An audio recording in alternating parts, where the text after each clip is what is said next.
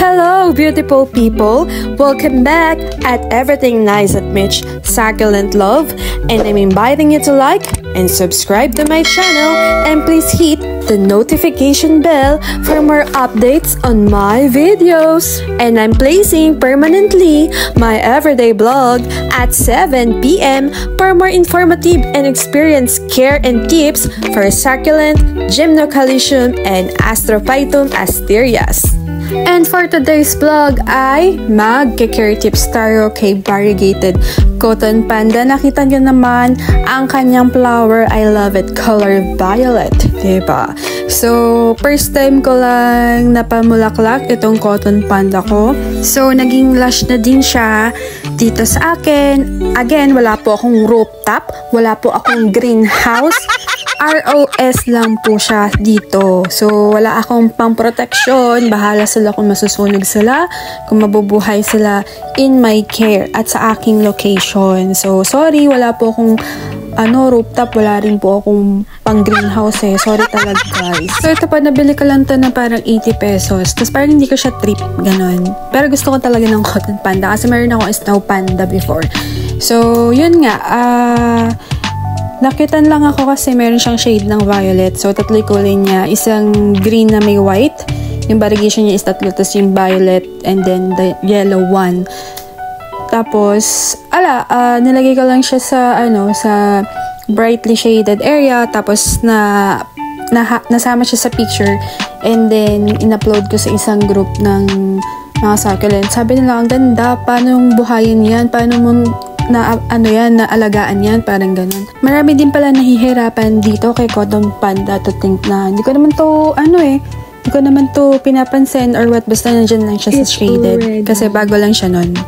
10:04 p.m. So, every morning lang po bumubuka itong flower ni cotton panda. So, from morning up to siguro mga 10. From the 10 a.m. sumasara na po siya kapag mainit na talaga yung sikat ng araw. So, ganyan po yung si cotton panda. So, may ganyan siyang ganap.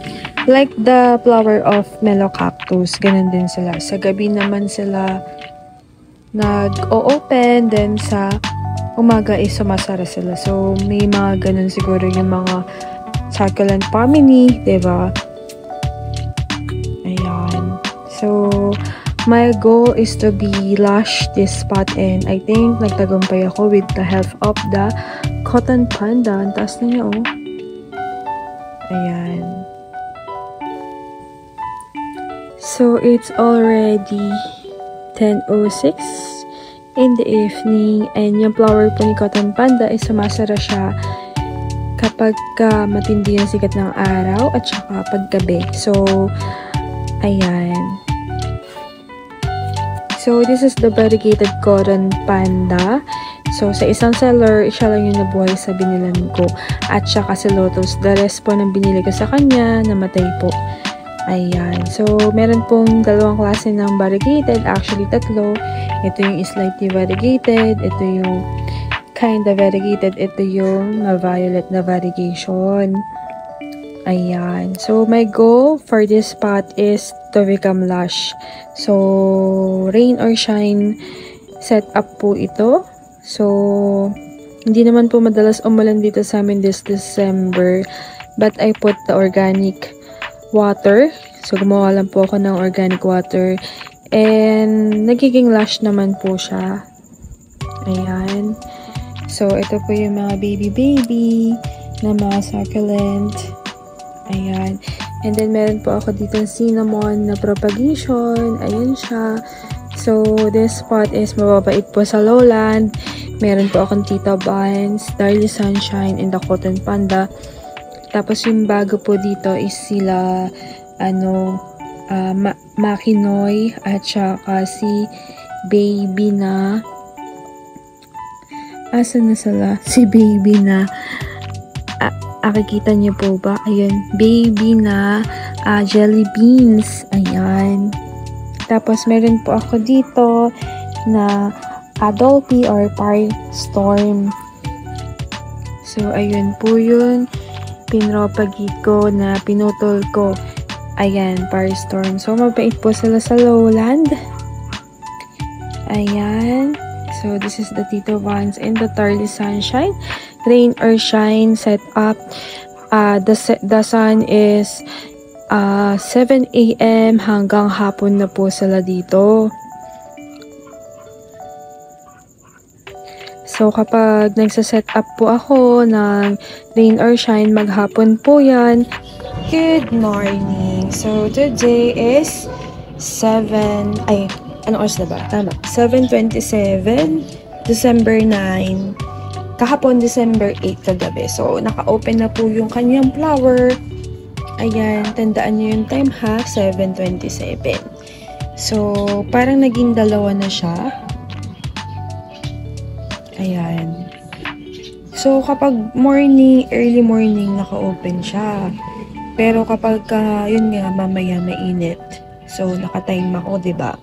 Tingnan nyo, sasara po yan, mamaya. Natutuwa talaga ako sa bat na to kasi napalash ko siya.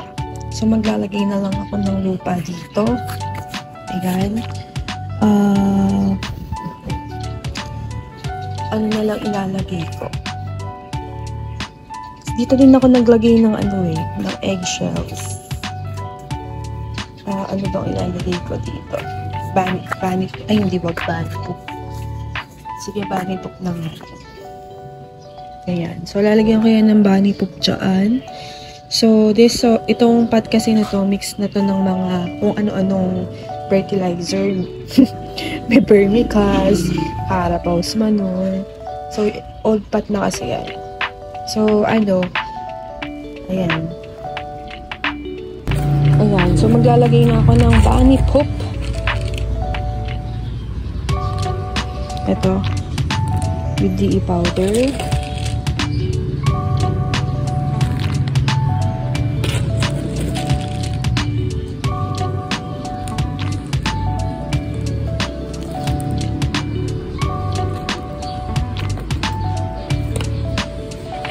Ayan, so meron na. Tapos, lagyan tayo ng lupa.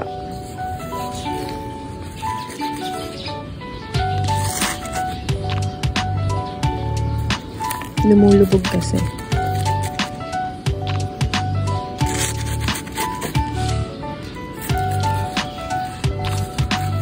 So, ito mga propagation na Firestorm. Nababait naman sila dito.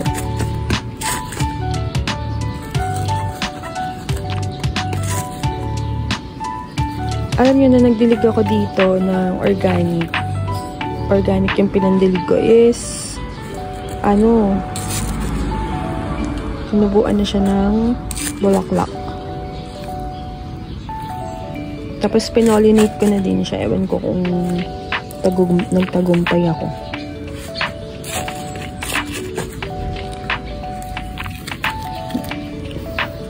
Ayan. May kagamba.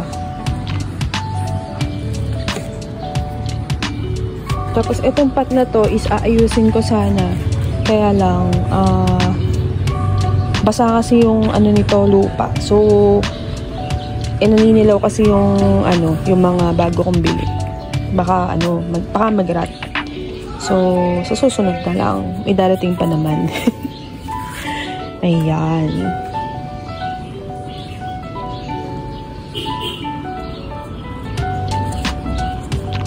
Tapos to, nilagyan ko ng stick kasi, ayan siya, Humihiga sila. Ayan, humihiga silang ganyan.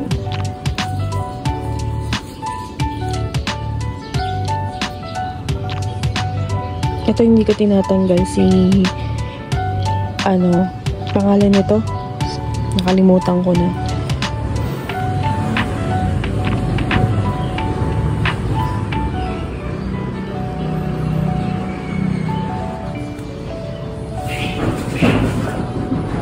Ayan, so naka-close na siya. It's already 12:35 in the afternoon, the same day. So, mas go-close pa yan later.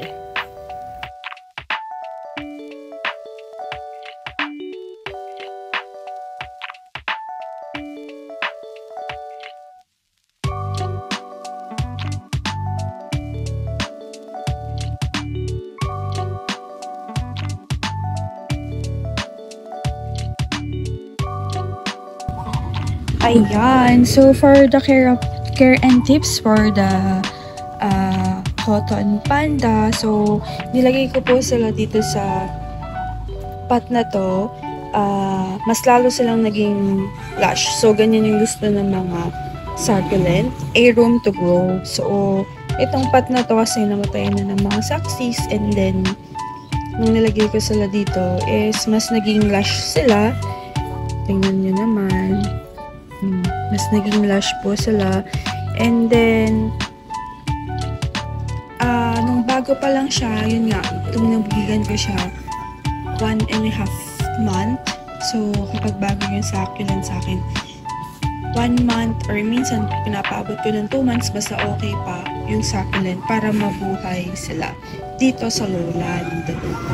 Ganon. So, ayun, okay naman sila. Tapos, they love brightly shaded area. And then, na well-rooted na sila is nilagay ko na sila sa rain and shine area. So, sorry po. Wala po akong greenhouse. Wala rin po akong rooftop. So, ito lang po yung nakayanan ng aking mga succulent dito sa lowland. Ayan. So, nung diniligan ko to ng organic water is nag-flower po siya. Ayan po yung flower na. For those na hindi pa nakakakita ng cotton panda is eto po. Ayan. Tsaka, wala pa po kasi masyadong information about the cotton panda. It's more like of the tomentosa panda. Puro yun yung lumalabas. Pero pag nag-research kayo kay cotton panda, wala po masyadong infos about sa kanya. So, ayun. Gusto lang nila brightly shaded, pwede po sila. Pero kung ilalagay nyo nga po sila sa araw and kung gusto nyo ng ROS, ay magiging mas lush sila, tsaka mas mag-glow sila. Ayan.